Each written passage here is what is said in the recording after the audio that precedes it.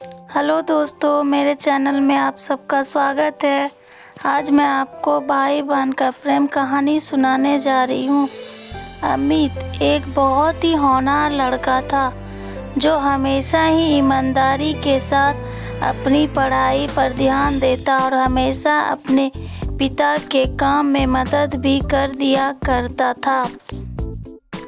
ऐसे तो वह बस सिर्फ 12वीं कक्षा का छात्र था, लेकिन फिर भी उसमें गजब का आत्मविश्वास था कि वह अकेले ही अपने पिता का काम संभाल लेता था और साथ में पढ़ाई पर भी ध्यान देता था।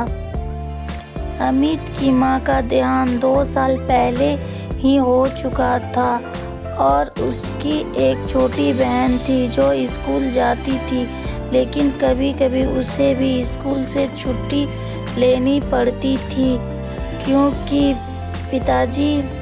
अमित के पिताजी सही समय पर उसके स्कूल की फीस जमा नहीं करवा पाते थे। छोटी बहन को पढ़ाई का शौक नहीं था, लेकिन फिर भी अपने भाई के कहने पर वह पढ़ाई कर लेती थी। एक दिन छोटी बहन के पड़ोस में रहने वाली उसकी सहेली ने उसे अपने बर्थडे में आने के लिए कहा था। साथ में उसे रेड कलर की ड्रेस पहनने को कहा क्योंकि उसकी बर्थडे पार्टी की थीम रेड कलर थी। अमित की बहन उतनी समझदार नहीं थी और वह बार बार अपने भाई से जिद करने लगी, भैया मुझे नई ड्रेस खरीद कर देना, कल मुझे अमृता के बर्थडे में जाना है जहाँ रेड कलर पहनना होगा।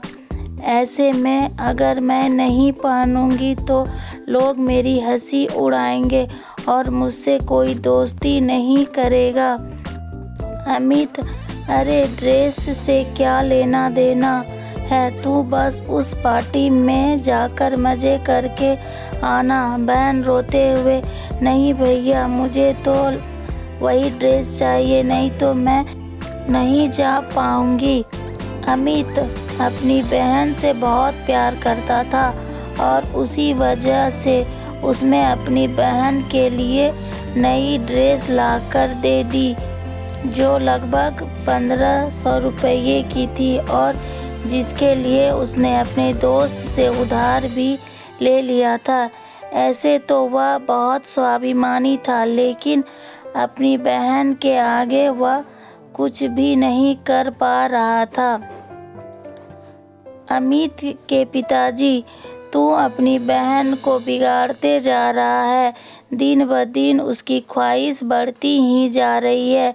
देख बेटा, उसके अंदर भी तो यह समझदारी होनी चाहिए कि वह हमारी मजबूरी को समझ सके। हम इतने पैसे वाले नहीं हैं। यह सब बातें दूर से ही अमित की बहन सुन रही थी और उसे यह सुनकर अच्छा नहीं लगा कि उसके पिताजी ने उसे कुछ भी देने से मना किया और उसे समझदार होने की बात की।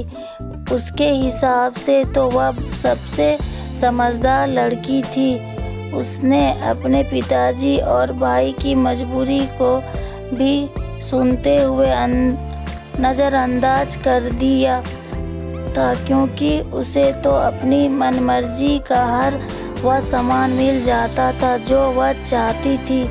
अमित दिन भर अपना काम करता और रात में पढ़ाई किया करता था। वह अपनी पढ़ाई को छोड़ना नहीं चाहता था। यूं ही एक दिन वह पढ़ाई कर रहा होता है, अचानक उसके दोस्त राजीव का फ़ोन आता है जो उससे कल होने वाली पार्टी में चलने के लिए कहता है। राजीव, अरे चल ना यार, वैसे भी तुम रोज़ रोज़ काम करता है, कभी हम दोस्तों के लिए भी समय निकाल लिया कर। अमित, हाँ हाँ क्यों नहीं, मैं भी तुम लोगों के साथ चलना चाहता हूँ, लेकिन क्या करूँ, मजबूरी है। मेरे पास पहनने के लिए अच्छे कपड़े भी नहीं हैं और ना ही मैं अपने पिताजी से ऐसी कोई ख्वाहिश करना चाहता हूँ ताकि मेरे पिताजी परेशान हो जाएं। राजीव के बहुत कहने पर भी अमित तैयार नहीं होता और वह हमेशा पढ़ाई पर ही ध्यान लगाना चाहता है। यह सब बात सोते हुए अमित की बहन सुन लेती है, जिसे थोड़ा थोड़ा अफसोस होने लगता है कि जो भाई उसके लिए सब कुछ करने को तैयार है, वह खुद के लिए कुछ कर ही नहीं पाता है। ऐसे में अचानक ही अमित के पिताजी को किसी दूसरे शहर जाना पड़ा जहाँ पर कुछ ज़रूरी काम आ पड़ा था। अमित की बहन, भाई मेरी सहेली बता रही थी कि शहर के मॉल में एक बहुत अच्छी प्रदर्शनी लगी है जहाँ पर बहुत तरह तरह की डिज़ाइन कपड़े मिल रहे हैं, वह भी सस्ते दामों में। मुझे भी वहाँ से कोई अच्छी सी ड्रेस लेकर दे दो ना, जिसे मैं अपनी बर्थडे में पहन सकूं और मेरी सहेलियों को नीचे दिखा सकूं। अमित, तुम यह गलत सोच रही हो। हमें कभी किसी को नीचा नहीं दिखाना चाहिए, बल्कि अपने कामों पर भरोसा रखना चाहिए। बहन भैया, आप ही मुझे दिला सकते हैं, नहीं तो पिताजी तो हमें लेने ही ना दें। दिन भर अपनी मजबूरी बताते रहते हैं और कभी मेरा ध्यान भी नहीं रखते हैं। अमित उस समय चुप हो जाता है क्योंकि उसे अपने पिताजी की मजबूरी अच्छे से मालूम है, लेकिन छोटी बहन उन सब बातों से अनजान थी। तभी अमित को ख्याल आता है कि उस प्रदर्शनी में जाने के लिए महंगे पास की ज़रूरत पड़ती है जो उसके पास नहीं है। ऐसे में वह दौड़कर अपने गुल्लक को टटोलने लगता है और एक एक करके पैसे जोड़ने लगता है।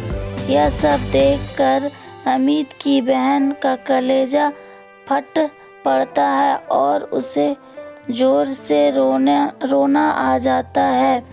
उसे रोते हुए देखकर अमित दौड़कर बहन के पास जाता है। क्या हुआ? तुम इस तरह क्यों रो रही हो? बहन रोते हुए, आज तक आपने हमेशा मेरी ख्वाहिशों का ख्याल रखा, हर वह चीज़ मुझे दिलाई जो मैं मांगती रही, लेकिन कभी भी मैंने आपसे यह नहीं पूछा कि आखिर आप इन पैसों का इंतज़ाम कहाँ से करते हैं।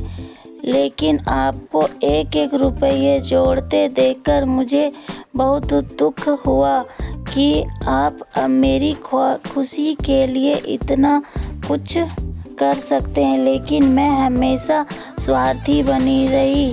अमित, अरे इतना सोचने की ज़रूरत नहीं है, आखिर मैं तेरा बड़ा भाई हूँ, मैं नहीं करूँगा तो कौन करेगा।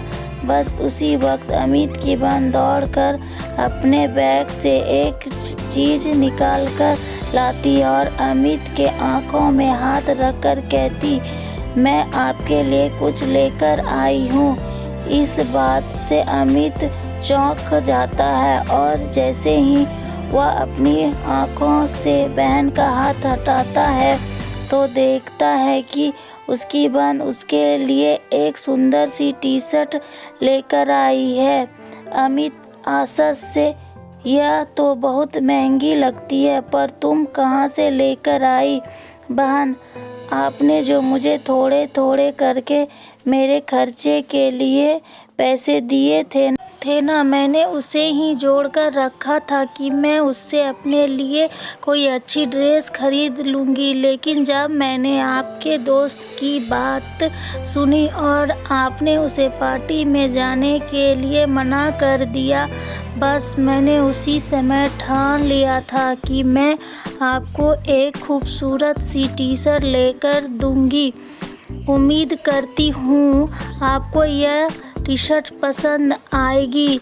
अमित खुश होते हुए, अरे यह तो बहुत ही अच्छी है, मैं तो सोच भी नहीं सकता कि मेरे लिए कोई इतना भी कर सकता है। बहन भावुक होते हुए, यह तो मेरी तरफ से एक छोटा सा तोहफा है, लेकिन आज तक आपने जो मुझे प्यार और सम्मान दिया है उसकी तो कोई भी तुलना नहीं की जा सकती। अब मैं हमेशा आपका और पिताजी का हाथ बटाऊंगी और कभी भी फिजूल खर्च नहीं करूंगी।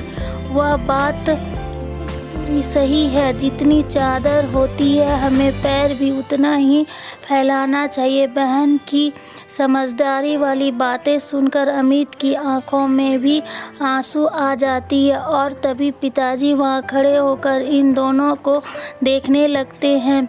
अब पिताजी की आंखों में भी अमित के साथ साथ बहन के लिए भी गर्व की भाव आ जाता है और वो दोनों बच्चों को गले से लगा लेते हैं।